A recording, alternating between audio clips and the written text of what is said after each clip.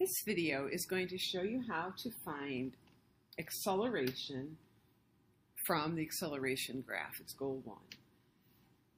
Basically, you need to know that the equation to find acceleration is a equals final velocity minus starting velocity divided by final time minus starting time.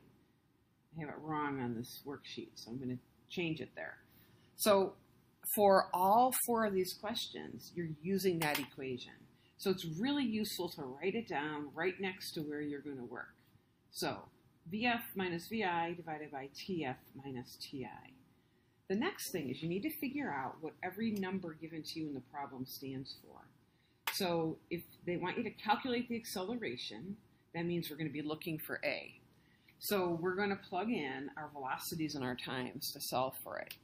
So if we look at the object is going from 0 to 60, that implies that the 60 is the final, 0 is the starting, and then of course 2 would be the time.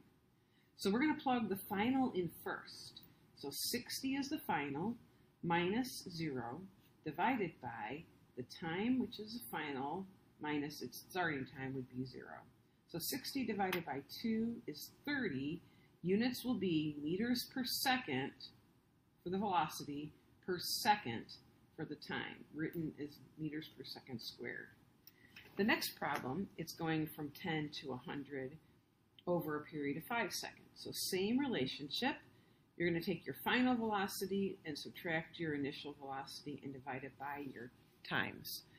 So we're going to take, in this case, our from 10, so that's starting, to 100, so that'll be our final.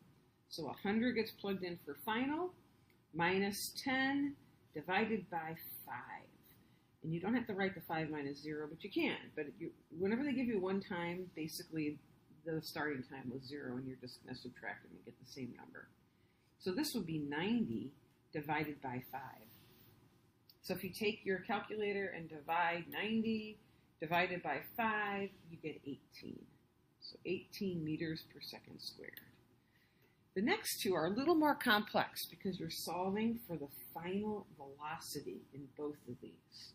So this time, you're not going to be given the two velocities. You're going to be given A and have to solve for something over here. It just means the algebra is a little bit more complex, but it's totally doable. So as we read the problem, if a car traveling at 20 accelerates at a rate of 2 meters per second squared for 5 seconds, what is the car's final velocity?